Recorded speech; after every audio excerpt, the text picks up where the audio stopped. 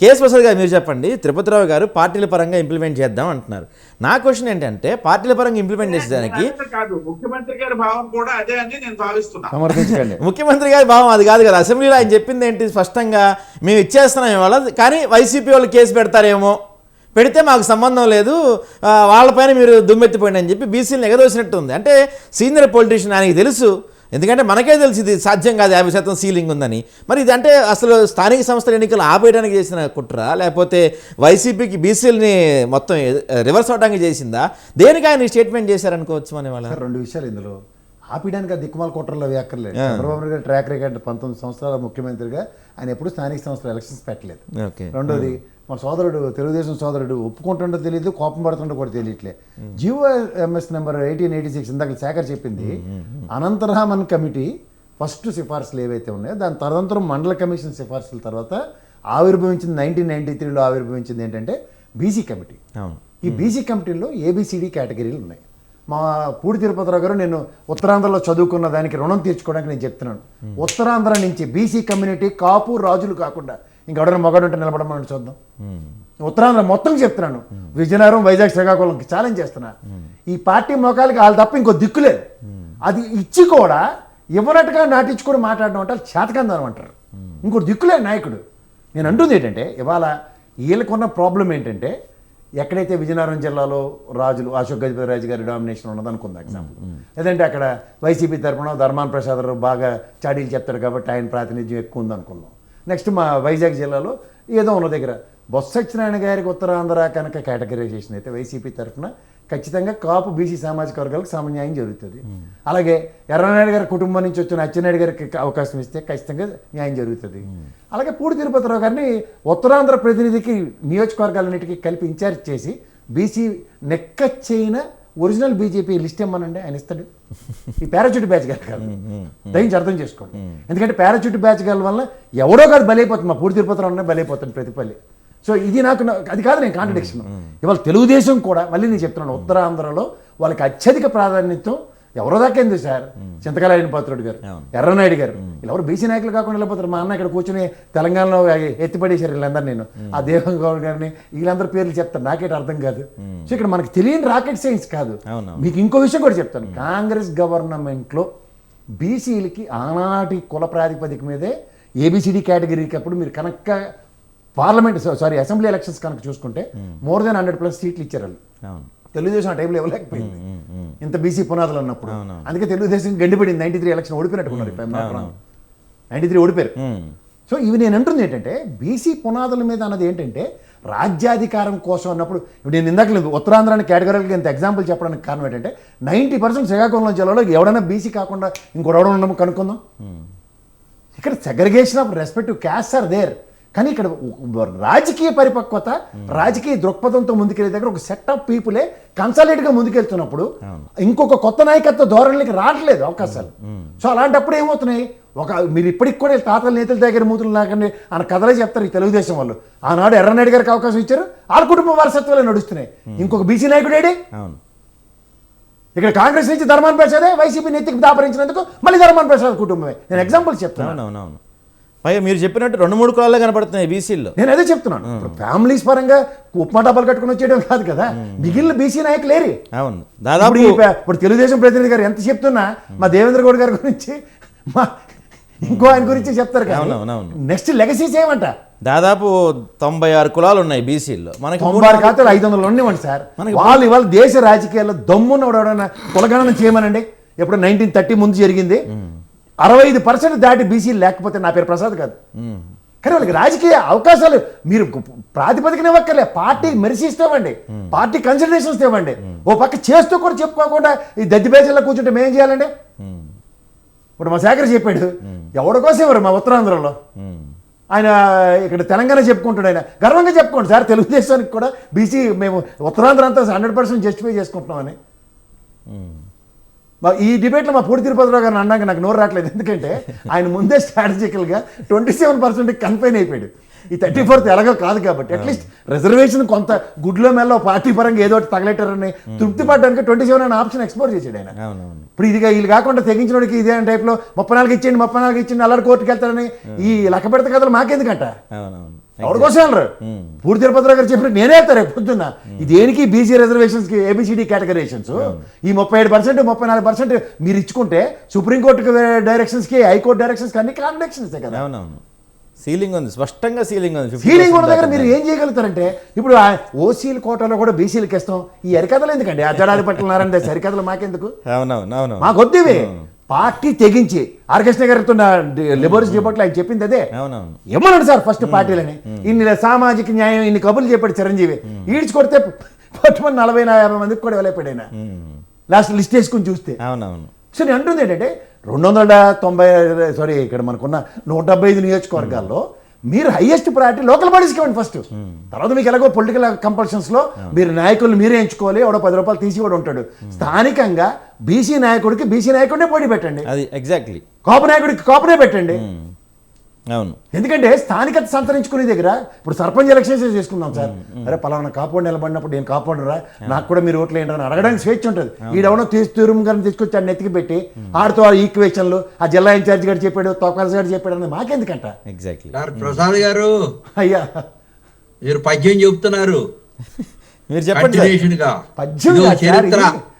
ఇప్పుడు 3000 సంవత్సరాల నుంచి వస్తున్నటువంటి చరిత్ర చెప్పుకుందామంటే చెప్పుకుందాం కూర్చొని. 3000 చరిత్ర ఎందుకు సార్? అది కాదు బీసీ సార్. కార్పొరేషన్ 1993 చెప్పండి చాలంటే. ప్రసాద్ గారు అది కాదు సార్ ఇక్కడ చరిత్ర కావాల్సింది. ఇప్పుడు 34% నిలుస్తుందా నిలవదా? నిలవదు మీరు పెట్టింది నిలవదు నిలవదు నిలవదు నిలవదు. సార్, టైం వేస్ట్ చేయకండి. వాస్తవా కాదా? నిలవదంటే మళ్ళీ వాస్తవం అంటారు. మండల కమిషన్ 93లో వచ్చిన దాన్నో లేకపోతే బీసీ ఏబిసిడిగా చేసింది ఇవన్నీ వాస్తవమైనప్పుడు 34% మేము చంద్రబాబు నాయుడు చిత్తశుద్ధితో చేశారా లేదా? చేయలేదు. ఎలా చేస్తారండి? ఎలా చేస్తారు అసలు? చేయలేదు. ఎలా చేస్తారు? గురునాథం గారు ఇప్పుడు ఇక్కడ చిత్తశుద్ధ చరిత్ర మనం పక్కన పెడదాం కాసేపు. ఏమి జరగకుండానే కోడిగుడ్డు మీద ఈకలు బిగుతున్నాం ఇక్కడ. ఇప్పుడు అందరూ అడుగులు ముందుకెయ్యాలి సార్. ఇప్పుడు 33% మహిళలకి పార్లమెంట్ లో బిల్లు పెట్టారు. అక్కడ వీగిపోయింది. ఏనండి ఆదరించగలిగిన సరే 33% అన్ని ప్రభుత్వాలు మేము ఇవ్వాలని అనుకుంటున్నాయి. ఇప్పుడు రిజర్వేషన్ అనేది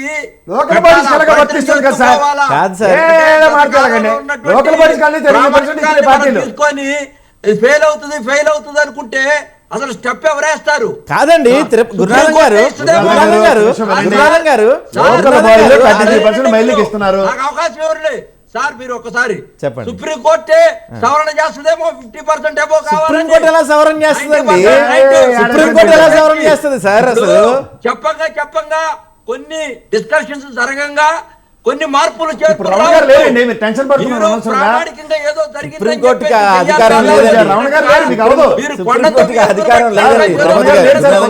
బీసీల పక్షపాతి అయితే మీరు ఇప్పుడు మనం గతంలో ఏం జరిగినాయో తీసుకోవాలా. ఇక్కడ సామాజిక వర్గాలు కులాల ఆంధ్రప్రదేశ్ లో కులాల నిచ్చిన మెట్లలో ఏ విధంగా ఉంటుంది గత కాలంలో ఇప్పుడు ఎట్లా ఉంది? చిత్తశుద్ధితో జరుగుతున్నాయి. కులాలు తీసుకొస్తారు కాదండి. పూర్తి తిరుపతిరావు గారు ఎప్పటి నుంచో ఫ్రెండ్స్, మాకేం కులం లేదు ఈ రోజు దాకా. అసలు శేఖర్ నేను ఫ్రెండ్స్, మాకేం కులం లేదు. మీరు నేను ఫ్రెండ్స్, మనకు కులం లేదు. ప్రసాద్ గారు అయ్యా సార్ మేము చెప్పేది ఏంటంటే సార్, మీరు శేఖర్ గారు నేను చెప్పేది ఏంటంటే మనకు అన్ని తెలుసు కానీ శాస్త్రీయంగా చేస్తే ఏం జరుగుతుంది? శాస్త్రీయంగా చేస్తే మీరు పార్టీ చిత్తశుద్ధి ఉంటే ఫ్లోర్ ఆఫ్ ద హౌస్ లో చంద్రబాబు నాయుడు గారు ఏం చెప్పాలి? నా పార్టీ వాళ్ళ బీసీ రిజర్వేషన్ కి అతీతంగా మోర్ దాన్ 60% చెప్పాలండి. అది అవసరమా లేదా? ఏటి అవసరం? జరగదు అవసరమా? ఏది జరగదో అది అవసరమా? ఏది జరగదో అది అవసరమా? వద్దంటారా? కాదు గురునాథం గారు ఒక్క నిమిషం, ఒక సింపుల్ క్వశ్చన్. గురునాథం గారు ఒక సింపుల్ క్వశ్చన్. ఇప్పుడు 34% రిజర్వేషన్ ఇవ్వాలని మీరు, నేను, కేఎస్ ప్రసాద్ గారు సుప్రీంకోర్టు అనుకుంటే అది సాధ్యం కాదు. దానికి రాజ్యాంగ సవరణ జరగాలి. రాజ్యాంగ సవరణ చేయడానికి బీజేపీ అక్కడ దాన్ని పార్లమెంట్లో బిల్లు పెట్టాలి. బిల్లు పెట్టకుండా మనం 100 స్టెప్పులు వేసినా, మనందరం కలిసి ఒక 100 అడుగులు ముందుకేసినా అది సాధ్యం కాదు. బిల్లు ఆల్రెడీ వైసీపీ పెట్టింది. అది సాధ్యం కాదు. అది సార్ సాధ్యం కాదు సార్. మీరు ఎట్లా చెప్తారు సార్? అది సాధ్యం కాదండి. సుప్రీంకోర్టులో వాదనలు మళ్ళీ వినిపించేటప్పుడు రావు గారు లేదు సార్. కాదండి. ఎవరితో ఇప్పుడు మాట్లాడారు సార్? మీ గురునాథం గారు, అసలు అవదు. గురునాథం గారు, మీకు ఒక విషయం చెప్తా. అవదు. గురునాథం గారు, పక్క రాష్ట్రం తెలంగాణలో కూడా జరిగింది, కొట్టేశారు దాన్ని. రిజర్వేషన్లు ఇచ్చేటువంటి కార్యక్రమంలో మార్చుకుంది తన వైఖరిని. తెలంగాణలో కొట్టేశారండి, తెలంగాణలో కొట్టేశారు 50% సీలింగ్ దాటిపోకండి అని. గురునాథం గారు ఒక్క నిమిషం, రైట్, ఒక్క నిమిషం గురునాథం గారు, ఒక్క నిమిషం. చేర్చకుండా మోడీ గారు ఓబీసీలకు ఇచ్చేటువంటి రిజర్వేషన్ లో లాస్ట్ టైం 10% ఇచ్చినప్పుడు ఏంటది? 50% క్యాప్ దాటదండి అది, 50% సీలింగ్ దాటదండి అది, 50% సీలింగ్ దాటదు. సార్ ఒక్క నిమిషం ఆగండి సార్. శేఖర్ రెడ్డి గారు ఇక్కడ శేఖర్ రెడ్డి గారు ఇక్కడ కీలకమైన విషయం. ఇప్పుడు శేఖర్ రెడ్డి గారు ఒక కీలకమైన విషయం. ఒకవేళ ఇది ఖచ్చితంగా సాధ్యం కాదు, శేఖర్ రెడ్డి గారు ఇది సాధ్యం కాదు, మరి తిరుపతిరావు గారు చెప్పినట్టు పార్టీలకు అతీతంగా పార్టీల పరంగా ఇచ్చుకున్న రిజర్వేషన్ అని చెప్తున్నారు ఆయన. మరి దానికి మీరు సిద్ధపడతారా? అది ఇవ్వగలుగుతారా మీరు? దాంట్లో డౌట్ ఏముంది సార్? మీరు కాదు, ఒక్క నిమిషం శేఖర్ రెడ్డి గారు మీరు చెప్పండి. రిజర్వేషన్ కి అతీతంగా ఇవ్వచ్చు. రైట్ శేఖర్ రెడ్డి గారు. దిగిపోయింది అనుకో, దాంట్లో మా స్టాండ్ ఎప్పుడు బీసీలకి మేము ఓసీ సీట్లోనే ఇస్తున్నాం. సరే ఓకే, శేఖర్ రెడ్డి గారు చెప్పండి. సార్ ఎన్టీ రామారావు గారు రాకముందు గౌతు లచ్చన్న, సర్దార్ గౌతు లచ్చన్న గారు లేరు సార్ రాజకీయాల్లో. ఎన్టీ రామారావు గారు రాకముందు టంగుటూరు అంజయ్ అని చెప్పి సీఎం గా చేయలేదు సార్ మన రాష్ట్ర రాజకీయాల్లో. బీసీ టంగుటూరు అంజయ్ బీసీ కాదు, ఒకసారి తెలుసుకోండి. మీరు తెలుసుకోండి ఫస్ట్. బీసీ అని కాదు, మీరు తెలుసుకోండి సార్. బీసీ కాదు. బాబోయ్ సరే సార్, టంగుటూరు అంజయ్ గారు బీసీ కాదంటే ఏం చెబుతాం? బాబు మీకు దండం. రైట్ మీరు చెప్పండి. మీరు సామాజిక వర్గం నుంచే తీసుకున్నారు బీసీ అనే కార్డు పెట్టి. సార్ ప్రగడ కోటయ్య ఎవరైనా, శివశంకర్ ఇందిరాగాంధీ గారి గవర్నమెంట్ లో న్యాయశాఖ మంత్రి, సెంట్రల్ మినిస్టర్, వాళ్ళు పదవులో ఎవరు పెట్టారు చెప్పండి? కాళ్ళు తీసుకెళ్ళి ఎక్కడ పెట్టారు చెప్పండి? మీరు గురునాథం గారు టాపిక్ డైవర్ట్ చేస్తున్నారు. దామోదర్ సంజీవి గారు, గురునాథం గారు ఒక్క నిమిషం. ఇట్లా చర్చలో బుల్డోజ్ చేస్తామంటే ఉపయోగం లేదు, జనానికి అర్థమయ్యే.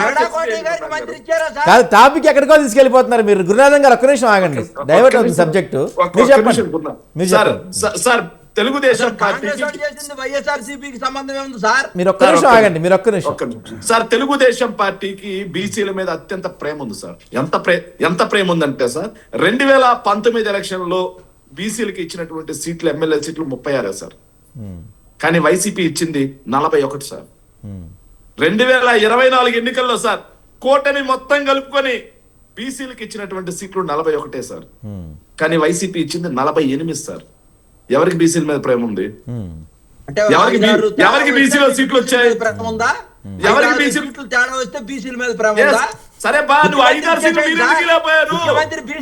సీట్లు ముఖ్యమంత్రి మరి కాదు, మీరు కూడా చెప్తున్నారు కదా, అసలు టీడీపీ పుట్టిందే బీసీ మీద. ఎన్నిసార్లు ముఖ్యమంత్రి ఇచ్చారు బీసీలకు? మీరు బీసీల కోసం త్యాగం చేస్తాం, చొక్కాలు చింపుకుండా అన్నారు కదా, మీరు ముఖ్యమంత్రి ఇవ్వండి. మీరు ఇచ్చారా?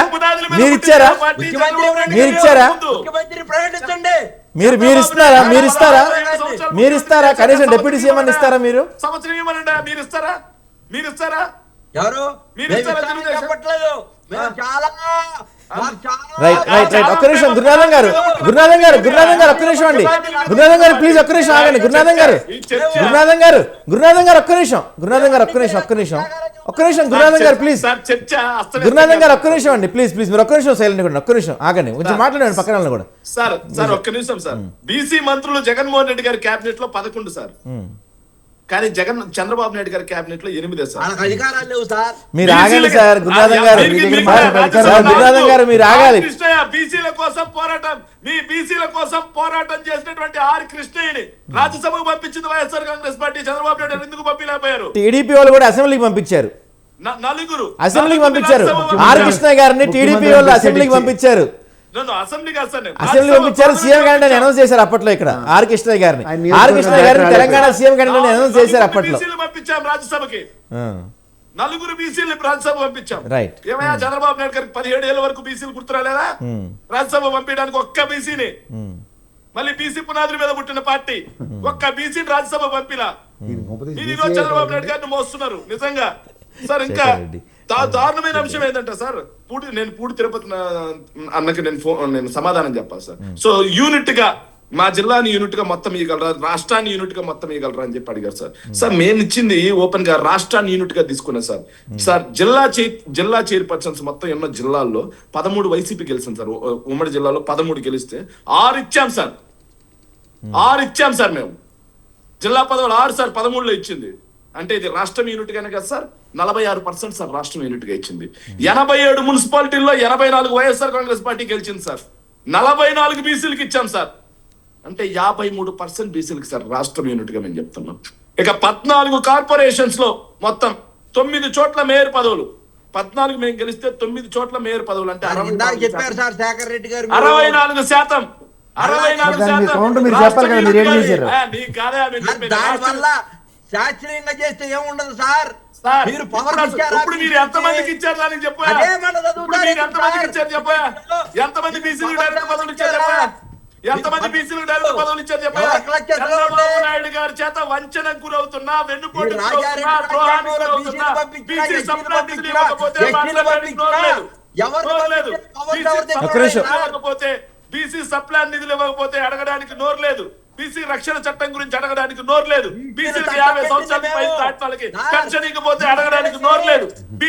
బీసీల రాజ్యాధికారానికి దూరం చేసి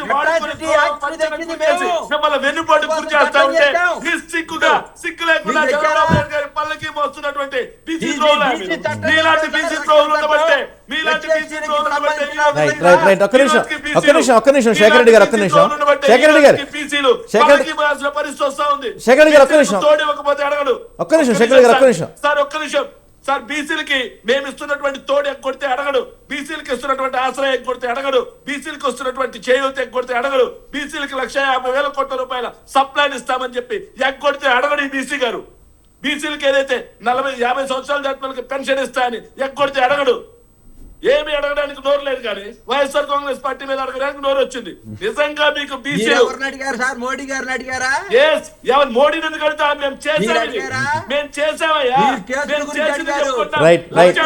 ఒక్క నిమిషం శేఖర్ రెడ్డి గారు, ఒక్క నిమిషం ఆగండి ప్లీజ్. శేఖర్ రెడ్డి గారు ఒక్క నిమిషం. గురునాథం గారు ఒక్క నిమిషం ఆగండి. గురునాథం గారు ఒక్క నిమిషం ఆగండి ప్లీజ్. గురునాథం గారు అనవసరంగా చర్చ ఎటో పోతుంది, ఉపయోగం లేకుండా పోతుంది, ఏదో గొడవ పడుతున్నట్టుంది. ఒక్క నిమిషం. 1 minute సార్. సాయి గారు 1 minute సార్. బీసీలకి 1,70,000 కోట్ల రూపాయల సంక్షేమం 5 ఏళ్లలో చేశాం. వీళ్ళు బీసీలకి ఏం చేశారు చెప్పండి? 2 సంవత్సరాలు. రైట్, ఒక్క నిమిషం శేఖర్ రెడ్డి గారు, ఒక్క నిమిషం జరిగిపోయింది. శేఖర్ రెడ్డి గారు అయిపోయింది. ఓకే, ఇప్పుడు ఒక్క నిమిషం తిరుపతిరావు గారు మీరు చెప్పండి. ఒక్క నిమిషం శేఖర్ గారు, ఒక్క నిమిషం. బీసీలకు ద్రోహం జరుగుతుంటే అడగడానికి నోరు లేకుండా వైఎస్ఆర్ కాంగ్రెస్ పార్టీని తిట్టడానికి నోరు లేస్తే బీసీ ద్రోహిగా మిగిలిపోతారు. రైట్, ఒక్క నిమిషం అండి. తిరుపతిరావు గారు మీరు చెప్పినట్టుగా పార్టీల పరంగా కనుక ఇచ్చేదైతే కనుక ఇప్పుడు మీరు చెప్పినట్టు మీ పార్టీ ఇస్తుందేమో, ఒకవేళ టీడీపీ ఇస్తారు, వైసీపీ కూడా ఇచ్చింది అనుకుందాం. 3 పార్టీలు బీసీకి ఒక చోట సీట్ ఇస్తే అక్కడి నుంచి ఎవరన్నా ఓసీ క్యాండిడేట్ ఇండిపెండెంట్గా పోటీ చేస్తే బీసీల కన్నా ఓసీలు సహజంగా ఎక్కువ ఖర్చు పెట్టగలుగుతారు. ఆ ప్రాంతంలో లోకల్ ఓట్లు వాళ్ళు ఎక్కువ ఉండొచ్చు, రకరకాల అంశాలు అక్కడ దోహదం చేయొచ్చు. అప్పుడు డబ్బులు ఎక్కువ ఉన్న ఓసీ గెలుస్తాడు. కానీ 3 పార్టీలు అతీతంగా బీసీలకు ఇచ్చినంత మాత్రాన ఆ సీటు బీసీ సీట్ అవ్వదు కదా. ఏమండి సార్, అదే రెండు విషయాలు. ఒకటైతే స్పష్టం, క్లియర్ కట్ గా రిజర్వేషన్ అనేది చట్టపరమైనటువంటి భద్రత లేని సీట్లు పార్టీల పరంగా ఇచ్చినా సరే, అంటే ఒక్కసేపు పార్టీ వ్యక్తిని కాను అని చెప్పి ఒక బీసీ వ్యక్తిగా నేను చెప్తున్నా. పార్టీల పరంగా ఇచ్చినా సరే అది ఇంప్లిమెంటేషన్ కష్టమే. జరగదు. తెలంగాణలో మనం చూసాం మన స్థానిక ఎన్నికల్లో. తెలంగాణ కాదు, ఎక్కడైనా సరే ఆ ఇబ్బందులు ఉంటాయి. మీరు ప్రస్తావించే కాదు, ఇంకా ఎక్కువ ఉంటాయి. రెండోది ఏంటంటే, నేను ఎన్టీ రామారావు గారు ముఖ్యమంత్రి అయిన సమయంలో నేను డిగ్రీ ఫస్ట్ ఇయర్ లో ఉన్నాను. అప్పుడు కాస్త ఆశ ఉండేది ఉద్యోగం పట్ల, లేకపోతే జీవితం పట్ల. ఆశతోని బీసీల కోసమని వారు కొంత బీసీ నినాదంతో ముందుకు రావడం, ఆయన సక్సెస్ అవ్వడం. అఫ్ కోర్స్ ఆయన సక్సెస్ కదనే కాదు, ఆయన సక్సెస్ అయిన తర్వాత కూడా ఒక ఆశాజనకమైనటువంటి వాతావరణం ఉండవు. ఆ తర్వాత బీపీ సింగ్ మండల్ కమిషన్ ఇవన్నీ విద్యార్థి దశలో ఉన్నప్పుడే చూసినటువంటి వాళ్ళు, ప్రత్యక్షంగా పాల్గొన్నటువంటి వాళ్ళు. అప్పటి నుండి ఇప్పటి వరకు చూసుకుంటే ఒక్కటైతే మాత్రం చెప్పగలం, ఇది చట్టబద్ధత లేనటువంటి వ్యవహారం అయితే దాని మీద విశ్వసనీయత ఖచ్చితంగా తగ్గుతుంది, ఉండదు. రెండోది ఏంటంటే, నేను చాలా సందర్భాల్లో చూస్తున్నా ఈవెన్ నా పార్టీ కూడా దానికి అతీతం అని చెప్పి నేను చెప్పడానికి సిద్ధంగా లేదు. పార్టీ పదవుల్లోనే బీసీలకి అనేది కొంత కోట ఇవ్వడంలో విఫలం అవుతున్నటువంటి సందర్భం ఇది. అవునవును. సోదరులు వైసీపీ సోదరులు చెప్తున్నారు వాళ్ళు మేము అంత ఇచ్చాము ఇంత ఇచ్చాము అని చెప్పేసి. అంటే ఇప్పుడు అక్కడ ఎవరు లేనప్పుడు ఇవ్వడం అనేది వేరే విషయం, లెక్కలో తీసుకోవచ్చు, తప్పేం లేదు. వాళ్ళు చెప్పడంలో వాళ్ళు చెప్పుకోవడంలో నేను తప్పు పట్టను.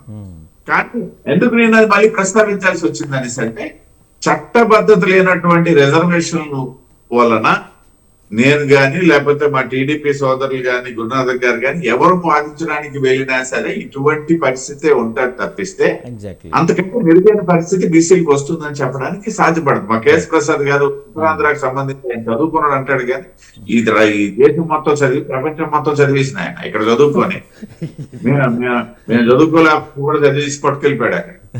ఆయన చెప్పినట్టుగా ఇప్పుడు కొన్ని కుటుంబాలు ఉన్నాయి, ఇవాళ మేము బీసీ కోటాలోనే వాటిని నేర్చుకోవాల్సి వస్తుంది, తప్పదు.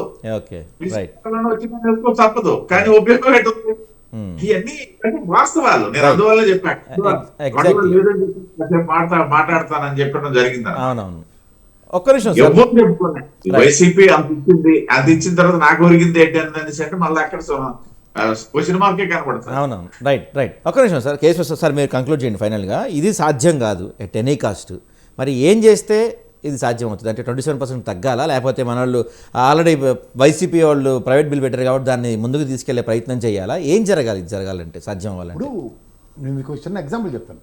రామచంద్ర యాదవ్ అన్న అతను బీసీ పునాదుల మీద ఏర్పడిన పార్టీ బీసీ కోసమే పెట్టాడు. బీసీవైఎం దగ్గర 57 మందిని నిలబెట్టాడు. ఇందాక మీరు పాయింట్ రైస్ చేసేసి చూడండి, అందరూ బీసీ నాయకులకే టికెట్లు ఇచ్చాడు.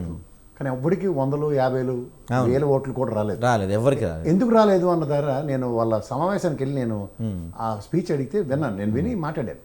అట్లీస్ట్ మీలో మీకు కట్టు లేదా అన్నప్పుడు వాళ్ళు చెప్పింది ఏంటంటే, సార్ తెలుగుదేశం వాడు కూడా బీసీకి ఇచ్చాడు, వైసీపీ వాడు కూడా బీసీకి ఇచ్చాడు, కానీ ఇక్కడ మీకు ఒక మాట చెప్తాను, కమిట్మెంట్ లెవెల్స్తో పనిచేసే బీసీ నాయకుడు కావాలి. ఇప్పుడు నేను పూడి తిరుపతిరావు గారితో నేను ఆయన బుర్రలు చింపుకున్నంత జుట్లు పీక్కున్నంత వాడు పీక్కోడు, కానీ సర్టన్ కమిట్మెంట్స్ ఉంటాయి చూడండి. పార్టీ నిబద్ధతోటి ఆర్ కృష్ణ గారు సొంత వేరు సార్. అప్పట్లో ఈ మధ్యన దరిద్రం అప్పట్లో రాజకీయాలు అలవాటు చేసి ఇప్పుడు నేను అప్పట్లో అంటున్నా. ఇలాంటి రాజకీయ నాయకుడికి ఒక అవకాశం వచ్చింది అనుకోండి సార్, బీసీ చేతులు 10 అవుతాయి. మహానుభావుడు అంబేద్కర్ రాజ్యాంగం రాసినప్పుడు కూడా ఆయన చెప్పింది ఏంటంటే, సామాజిక వర్గ రిజర్వేషన్ అనే కాన్సెప్ట్లో అప్లిఫ్ట్మెంట్ అన్నది జరిగింది అనుకోండి. మీరు చెప్తే చాలా మంది ఐఏఎస్ ఆఫీసర్స్ చదువుకుని వచ్చారు అంతే, మా అయితే ఇప్పుడు మన ఉద్ధరించిన పార్టీలు ఎట్టు మన నెత్తికి తిరుగుతున్నారు. ఉపయోగం ఏంటంటే, ఇప్పుడు బీసీ సామాజిక వర్గంలో వాట్ ఆర్ ద ఫ్లాస్ అన్నది అడ్రస్ చేసి రాజకీయ నాయకుడు కావాలి. మీకు అర్థమవుతుందా? అది నాకు పూడి తిరుపతిరావు అన్న దగ్గర ఎక్కడో దగ్గర బీసీ కన్సాలిడేషన్ అన్న దగ్గర మాడుతూ ఉంటాడు ఆయన. పార్టీలకు అతీతంగా రావాలి. ఇప్పుడు కొన్ని ఓన్ చేసుకునే సిచ్యువేషన్స్ ఉంటాయి బీజేపీ పరంగా, కానీ ఇక్కడ క్యాస్ట్ పరంగా డిజోన్ చేసుకుంటాడు అతను. ఎందుకు పార్టీని చేసుకుని ఇప్పుడు ఈ విశ్లేషణలో ఆయన మాడినంతా కూడా ఏంటంటే, కన్సాలిడేషన్ ఆఫ్ బీసీకి ఒక ప్రయారిటైజేషన్ ఏ ప్రాస్పెక్ట్ లో కావాలన్న దాని మీద మాడుతున్నాడు ఆయన. సో నేను అంటున్నది ఏంటంటే, ఇలాంటి వాడికి ఒక మేయర్ పడింది అనుకోండి ఎగ్జాంపుల్, ఎందుకంటే ఆయనకు వాళ్ళు పెట్టిన డెంట్లు ఎవడు పెట్టి ఉండరు అసలు. ఈసారి వాళ్ళకి బుర్ర ఉందో లేదో కానీ ఇలాంటి అబ్జెక్షన్ చేసుకోవాలి అసలు. ఆ పారాచూట్ బ్యాచ్ గాల మీద ఉన్న శ్రద్ధ వాళ్ళకి ఇంక దేని మీద ఉందో నాకు తెలియదు, కానీ అంటే ఆయన మీద మాకు ఎలా ఉంటుందంటే sir, there are certain tall personalities in BJP. వీళ్ళు పార్టీ ఆర్ఎస్ఎస్ బ్యాక్గ్రౌండ్లు లేకపోతే ఇవన్నీ కాదు కన్నా ఒక స్ట్రాంగ్ ఫాలోవర్స్. వాళ్ళ చిత్తశుద్ధి ఎలా ఉంటుందంటే పార్టీ మీద కట్టుబడి ఉంటుంది. ఇప్పుడు మా గురునాథన్ గారు ఉన్నాడు, రక్తం బదులు ఆయనకి పసుపు వస్తుంది. శేఖర్ అంతా ఇలాంటి ఎరుబోగులు ఉంటారు. నేను అంటుంది ఏంటంటే, వీళ్ళని పార్టీ కోసం పనిచేస్తూనే ఉంటారు వాళ్ళు. వీళ్ళని మనం అనవసరంగా ఎంచి వీళ్ళతో మనం విభేదించుకోవడం కాదు. అధ్యక్షుడు అనే వ్యక్తుల యొక్క చిత్తశుద్ధి నెంబర్స్ శేఖర్ చెప్పినట్టు, లేకపోతే మా గురునాథన్ చెప్పినట్టు, లేకపోతే మా పూడి తిరుపతిరావు గారు చెప్పినట్టు కాదు. కమిటెడ్ సోల్స్ ఐడెంటిఫై చేయండి. ఈ నియోజకవర్గాల్లో వీళ్ళ నుంచి అది అప్లిఫ్ట్మెంట్ జరుగుతుంది అనుకోండి సార్, అది ఖచ్చితంగా పార్టీ క్రియేటే కదా. ఇప్పుడు ఉదాహరణ మనం ఉద్ధరించడానికి ప్రధానమంత్రి బీసీ ఏం సాధించుకున్నారు బీసీని చెప్పమనండి. ఆర్ కృష్ణ గారు నాకు తెలిసి ఆయన 2 కోట్ల మందికి ప్రత్యక్షంగా పరోక్షంగా బీసీ సామాజిక వర్గంకి న్యాయం చేశాడు. ఆయనకి రాజకీయాలు లేనిపోని దరిద్రం అంటకట్టి ఆయన సామాజిక వర్గం కనుకబెట్టారు. ఇలాంటి పూడి తిరుపతిరావు నెక్కచ్చిగా రాజకీయాల్లో ఉన్నాడు, రాజకీయ మెలకువలు తెలుసున్నాడు, ఎవరిని ఎక్కడ మెటాయించాలో తెలుసు. ఇలాంటి అవకాశం ఇవ్వండి. సో మొత్తానికి అయితే అసెంబ్లీలో చెప్పిన దాని ప్రకారం ఎట్ ఎనీ కాస్ట్ 50% దాటిద్ది కాబట్టి చంద్రబాబు గారు చెప్పినట్టు 34% రిజర్వేషన్ సాధ్యం కాదు. మరి దాన్ని ఏ విధంగా ముందుకు తీసుకెళ్ళబోతుంది టీడీపీ?